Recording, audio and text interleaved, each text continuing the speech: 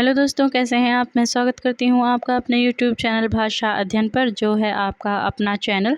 तो आज हम करने वाले हैं हिंदी गद्य के महत्वपूर्ण प्रश्नोत्तर, जो आपकी परीक्षा के लिए बहुत ही ज़्यादा उपयोगी होने वाले हैं। चाहे आप कोई भी परीक्षा की तैयारी कर रहे हैं या किसी कॉम्पिटिटिव एग्ज़ाम की तैयारी कर रहे हैं, यकीन मानिए आपके लिए ये वीडियो बहुत ही ज़्यादा हेल्पफुल होने वाली है। तो इसलिए वीडियो को अंत तक देखिएगा और स्किप तो बिल्कुल मत कीजिएगा। इसके अलावा अगर अभी तक आपने मेरे चैनल को सब्सक्राइब नहीं किया तो चैनल को सब्सक्राइब और वीडियो को लाइक ज़रूर कर दीजिएगा। और अगर आपका कोई विकल्प है तो भी हमें कमेंट बॉक्स में आप बता सकते हैं। तो चलिए शुरू करते हैं आज की क्लास हिंदी गद्य। इससे पहले मैं करा चुकी हूँ, उसका जो लिंक है वो डिस्क्रिप्शन बॉक्स में मैं डाल दूँगी, आप पहली वीडियो भी जाकर देख सकते हैं। ठीक है, तो चलिए पहला क्वेश्चन देखते हैं हम। अवध अखबार के विरोध में हिंदी को एक भद्दी बोली किसने कहा था? और हमारे विकल्प हैं ए ग्रियर्सन, बी डलहौजी, सी गारसदातासी या फिर डी रामराज। तो देखिए, अवध अखबार के विरोध में जो हिंदी को भद्दी बोली कहा था वो कहा था गारसदातासी ने। तो ऑप्शन सी है जो हमारा सही हो जाएगा। गारसदातासी उर्दू भाषा के जो है समर्थक थे और वो हिंदी को पसंद नहीं करते थे, तो इसलिए उन्होंने एक भद्दी बोली कहा है हिंदी को। ठीक है, क्वेश्चन नंबर 2 देखिए। हिंदी गद्य के विकास में सर्वाधिक योगदान किसका रहा है? और हमारे विकल्प हैं ए रामकृष्ण मिश्र, बी आर्य समाज, सी धर्म समाज या फिर डी इंडियन सोसाइटी। तो देखिए, हिंदी गद्य के विकास में जो सबसे ज़्यादा योगदान रहा है वो रहा है आर्य समाज का। ठीक है, और ये आज भी जो है सक्रिय है। हालांकि बहुत सारे जो हैं ऐसी संस्थाएं हुई थी जिन्होंने हिंदी के विकास में योगदान दिया था, बहुत सारे विचारक हुए थे, लेकिन हमें इसमें पूछा गया है सर्वाधिक योगदान किसने दिया है, और इस ऑप्शन में जो सबसे सर्वाधिक उपयुक्त विकल्प है वो है आर्य समाज। तो ऑप्शन बी है जो हमारा सही हो जाएगा। ठीक है, क्वेश्चन नंबर 3 देखिए। विश्व धर्म संसद में भाग लेने के लिए विवेकानंद शिकागो कब गए थे? और हमारे विकल्प हैं ए 1793 ईस्वी, बी 1896 ईस्वी, सी 1893 ईस्वी या फिर डी 1000 ईस्वी।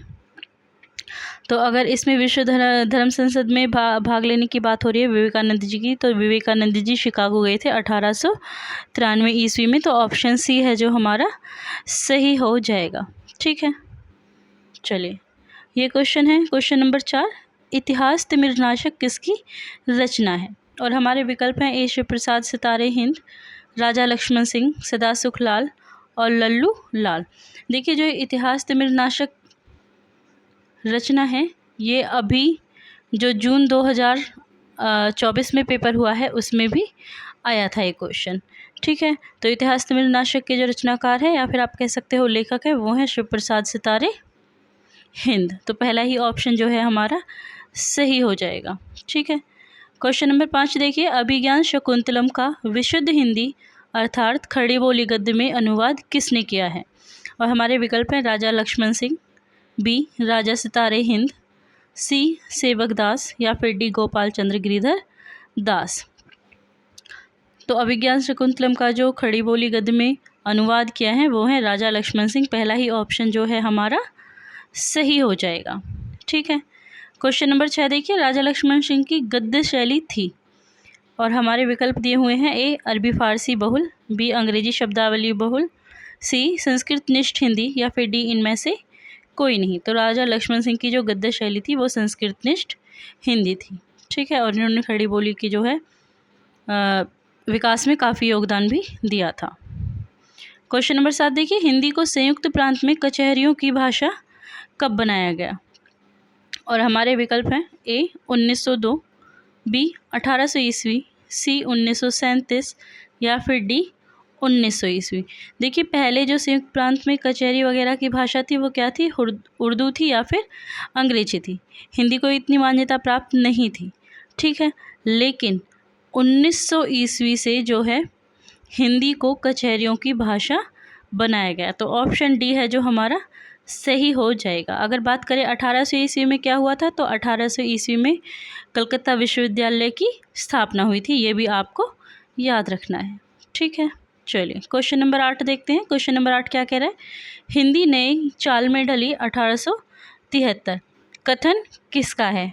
ए भारतेंदु हरिश्चंद्र, बी रामविलास शर्मा, सी आचार्य रामचंद्र शुक्ल या फिर डी बालकृष्ण भट्ट। तो हिंदी नई चाल में ढली, ये कहा है भारतेंदु हरिश्चंद्र जी ने। ठीक है, पहला ही ऑप्शन है जो हमारा सही हो जाएगा। क्वेश्चन नंबर 9 देखिए, सितारे हिंद की पुस्तक राजा भोज का सपना किसके निबंध का अनुवाद माना गया है? विकल्प है हमारे A Miss Henry, B Miss Helen, C Thomas Edison या फिर डी मिस सी एम टक्कर। तो देखिए, सितारे हिंद की जो पुस्तक है राजा भोज का सपना, उसको मिस सी एम टक्कर के निबंध का अनुवाद माना जाता है। तो ऑप्शन डी जो है हमारा वो बिल्कुल सही हो जाएगा। अब आता है क्वेश्चन नंबर 10, पेनी रीडिंग क्लब की स्थापना किसने की?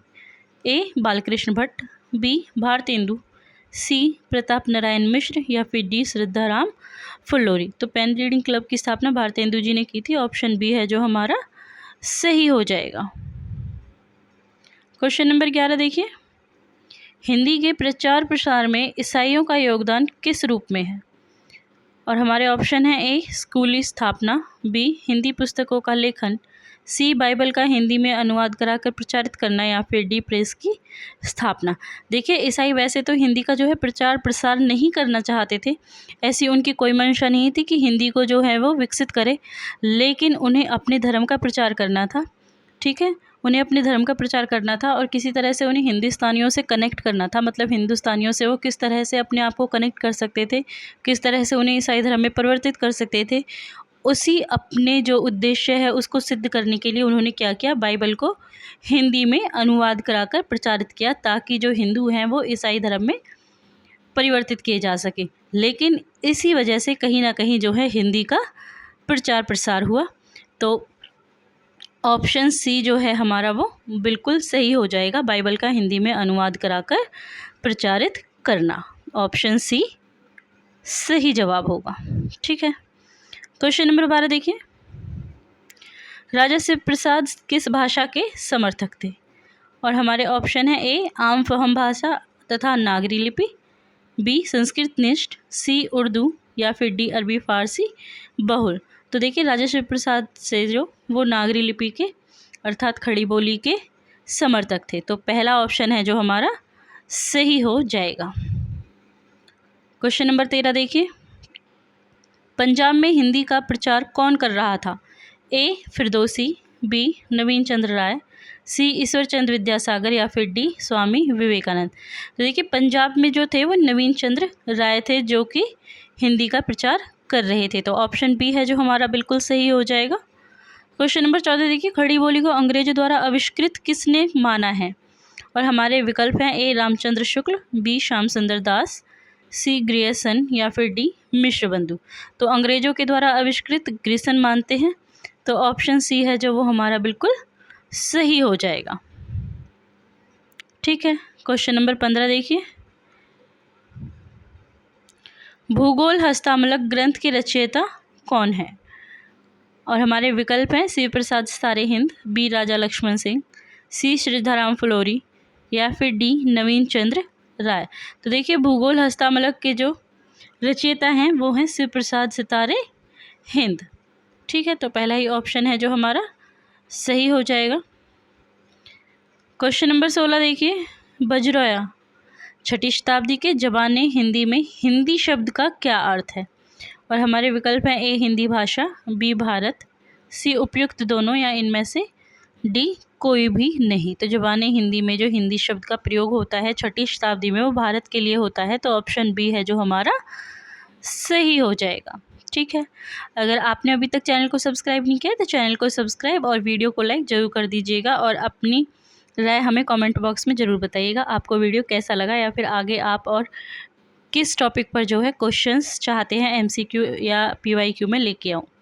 ठीक है, क्वेश्चन नंबर 17 देखिए, खुसरो की खालिक बारी में भाषा के लिए किस शब्द का प्रयोग किया गया है?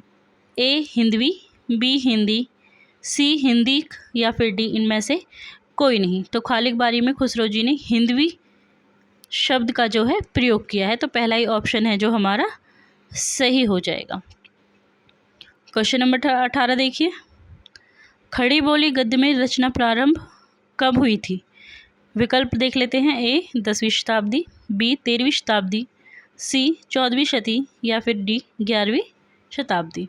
तो खड़ी बोली जो गद्य में रचना प्रारंभ हुई थी वो हुई थी 13वीं शताब्दी में। तो ऑप्शन बी है जो हमारा सही हो जाएगा। ठीक है, क्वेश्चन नंबर 19 देखिए। क्वेश्चन नंबर 19 में क्या है, राजस्थानी गद्य का आरंभिक रूप किस समय से मिलता है? और हमारे विकल्प हैं ए 13वीं शताब्दी से, बी 7वीं शताब्दी से, सी 10वीं शताब्दी से, या फिर डी 14वीं शताब्दी से। तो राजस्थानी गद्य है जो ये राजस्थानी है, राजस्थानी होगा। राजस्थानी गद्य का आरंभिक रूप हमें 10वीं शताब्दी से मिलता है। ठीक है, तो ऑप्शन सी है जो हमारा सही हो जाएगा। क्वेश्चन नंबर 20, ब्रजभाषा गद्य का आरंभिक रूप मिलता है। और हमारे विकल्प हैं ए 14वीं शताब्दी से, बी 10वीं शताब्दी से, सी 17वीं शताब्दी से, या फिर डी 11वीं शताब्दी से। ठीक है, तो ब्रजभाषा गद्य का आरंभिक रूप कब से मिलता है हमें? 14वीं शताब्दी से। देखिए, ब्रजभाषा का जो है बाद में हुआ है प्रारंभ, पहले किस में होता था? राजस्थानी में होता था गद्य। ये भी आपको याद रखना है, क्योंकि क्वेश्चन नंबर 19 में क्या था कि राजस्थानी जो भाषा है उसका आरंभिक रूप हमें 10वीं शताब्दी से मिलता है और ब्रजभाषा का जो है हमें 14वीं शताब्दी से मिलता है। ठीक है, क्वेश्चन नंबर 21 देखते हैं। क्वेश्चन नंबर 21 क्या है, आदिकालीन गद्य रचना कुवलयमाला कथा के रचयिता कौन है? और हमारे विकल्प हैं ए सोमप्रभ सूरी, बी उद्घोतन सूरी, सी शालिभद्र सूरी, या फिर डी गोरखनाथ।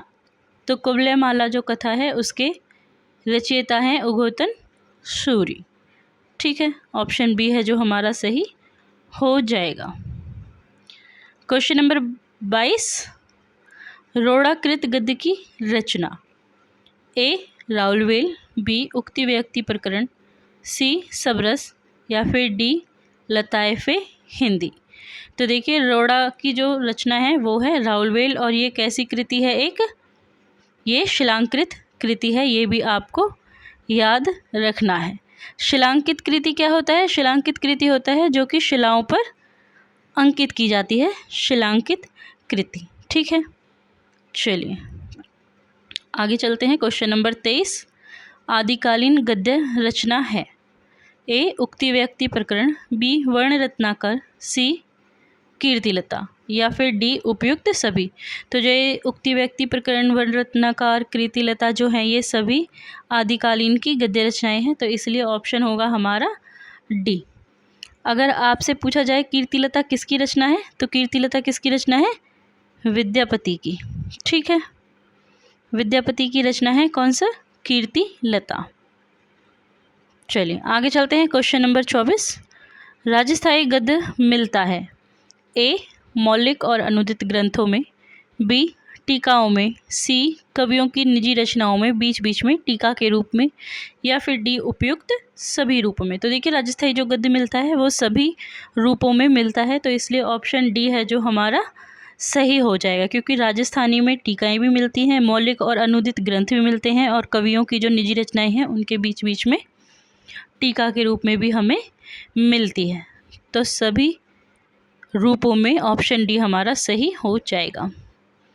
क्वेश्चन नंबर 25 देखिए, ब्रजभाषा गद्य की अखंड परंपरा चलती है ए भक्तिकालीन कृष्ण भक्त कवियों से, बी विद्यापति की पदावली से, सी गोरखनाथ से, या फिर डी लल्लू लाल से। तो देखिए, ब्रजभाषा का हमने अभी पीछे पढ़ा, कब से शुरुआत हुई है? 1400 शताब्दी से। ठीक है, 14वीं शताब्दी से शुरू हुई है और लल्लू लाल जी काफ़ी पहले हैं। ठीक है, तो इसका ऑप्शन ए है जो भक्तिकालीन कृष्ण भक्त कवियों से शुरू होती है। अगर विद्यापति की पदावली से लगाया जाए तो ये भी नहीं है और सी भी नहीं है, ऑप्शन ए है जो हमारा वो बिल्कुल सही हो जाएगा। क्वेश्चन नंबर 26 देखिए, ब्रजभाषा गद्य की पुस्तक श्रृंगार रस मंडन के रचनाकार हैं। विकल्प ए गोकुलनाथ, बी विठलनाथ, सी बैकुंठमणि, या फिर डी नाभा दास। तो ब्रजभाषा गद्य की जो पुस्तक है श्रृंगार रस मंडन वो विठलनाथ जी ने लिखी है, तो ऑप्शन बी है जो हमारा सही हो जाएगा। ठीक है, क्वेश्चन नंबर 27, लल्लू लाल की ब्रजभाषा गद्य की रचना कौन सी है? ए प्रेम सागर, बी लाल चंद्रिका, सी राजनीति हितोपदेश, या फिर डी सभी। तो हमें ब्रजभाषा गद्य की पूछी है, तो राजनीति हितोपदेश जो है लल्लू लाल जी की ऑप्शन सी हमारा सही हो जाएगा। ठीक है, आगे चलते हैं। दक्कनी हिंदी, क्वेश्चन नंबर 28, दक्कनी हिंदी गद्य की प्राचीनतम पुस्तक मेराजुल आशिकी के लेखक कौन है? देखिए, गद्य की प्राचीनतम पुस्तक है और उसका नाम क्या है? मेराजुल आशिकी। और इसके लेखक हमें बताने हैं। विकल्प देखते हैं। मुल्ला वजही, बी बंदे नवाज गेसुदराय, सी कुतुब शाह, या फिर डी सैयद हुसैन। तो देखिए, मेराजुल आशिकी जो है बंदा नवाज गेसुदराय की रचना है, तो ऑप्शन बी है जो हमारा सही हो जाएगा। क्वेश्चन नंबर 29, मुल्ला वजही की गद्य कीर्ति का नाम बताइए। ए कुतुब मुश्तरी, बी शिकारनामा, सी सबरस, या फिर डी इनमें से सभी। तो मुल्ला वजही की जो गद्य कीर्ति है वो है सबरस। ऑप्शन सी हमारा सही हो जाएगा। क्वेश्चन नंबर 30, आचार्य शुक्ल ने खड़ी बोली गद्य की प्रथम रचना किसे माना है? ए चंद छंद वर्णन की महिमा, बी भाषा योग वशिष्ठ, सी प्रेम सागर, या फिर डी रानी केतकी की कहानी। तो देखिए, आचार्य शुक्ल जी ने चंद छंद वर्णन की महिमा को जो है गद्य की पहली रचना माना है। और अगर हम बात करें चंद छंद वर्णन की महिमा के लेखक कौन है, रचनाकार कौन है, तो वो है गंग कवि। ये भी आपको याद रखना है। ठीक है, गंग कवि की रचना है चंद छंद वर्णन की महिमा। बिजरोए के ज़बानी हिंदी में हिंदी शब्द का क्या अर्थ है? विकल्प है हिंदी भाषा, बी भारत, सी उपयुक्त दोनों, या फिर डी कोई नहीं। तो बिजरोए में जो छोटी शताब्दी में ज़बानी हिंदी में हिंदी शब्द लिखा गया है वो भाषा के लिए नहीं बल्कि भारत के लिए लिखा गया है, तो ऑप्शन बी है जो हमारा सही हो जाएगा। ठीक है, क्वेश्चन नंबर 32 देखिए, खुसरो की खालिक बारी में भाषा के लिए किस शब्द का प्रयोग किया गया है? हिंदवी, हिंदी, हिंदी, या फिर इनमें से कोई नहीं। तो खुसरो की खालिक बारी में जो है हिंदवी शब्द का प्रयोग किया गया है। पहला ऑप्शन हमारा सही हो जाएगा। खड़ी बोली गद्य में रचना कब प्रारंभ हुई? और हमारे विकल्प हैं 10वीं शती, 13वीं शती, 14वीं शती, या फिर 11वीं शती। तो खड़ी बोली में जो गद्य रचना शुरू हुई है वो 13वीं शती में हुई है। 10वीं शती में गद्य में रचना शुरू हुई थी, वो किस में हुई थी? राजस्थानी में। ठीक है, राजस्थानी में हुई थी। और अगर बात करें हम 14वीं की, तो 14वीं शती में कहाँ हुई थी? ब्रिज भाषा में हुई थी गद्य की रचना। पद्य तो पहले से ही आ रहा है, लेकिन गद्य की रचना कब शुरू हुई है? ब्रिज भाषा में, तो वो हुई है 14वीं शती में। ठीक है, चलिए आगे चलते हैं। क्वेश्चन नंबर 34, ये हमारा पहले भी हो चुका था। राजस्थानी गद्य का आरंभिक रूप किस समय से मिलता है? तो 10वीं शती से मिलता है। ठीक है, ब्रिज भाषा का 14वीं शती से मिलता है। आगे देखिए, हिंदी शब्द का विकास संस्कृत के किस शब्द से हुआ है? ए सिंधु, बी सिंधी, सी हिंदी, या फिर डी सिंधवी। तो देखिए, हिंदी शब्द का विकास संस्कृत के सिंधु शब्द से माना जाता है, तो पहला ही ऑप्शन है जो हमारा सही हो जाएगा। आगे देखिए, व्यापक अर्थ में हिंदी कितनी बोलियों का प्रतिनिधित्व करती है? और हमारे विकल्प हैं ए 8, ये 8 होगा, आज नहीं होगा 8, बी 12, सी 17 18, या फिर डी 4। तो व्यापक अर्थ में अगर बात की जाए हिंदी की, तो वो 17 18 बोलियों का प्रतिनिधित्व करती है, तो ऑप्शन सी हमारा जो है सही हो जाएगा। आई होप आपको आज की वीडियो पसंद आई होगी, और अगर आपको आज की वीडियो पसंद आई है, मेरी मेहनत आपको अच्छी लगी है, तो वीडियो को लाइक और चैनल को सब्सक्राइब जरूर कर दीजिएगा। और अगर आपके कोई सुझाव है तो हमें कमेंट बॉक्स में ज़रूर बताइएगा।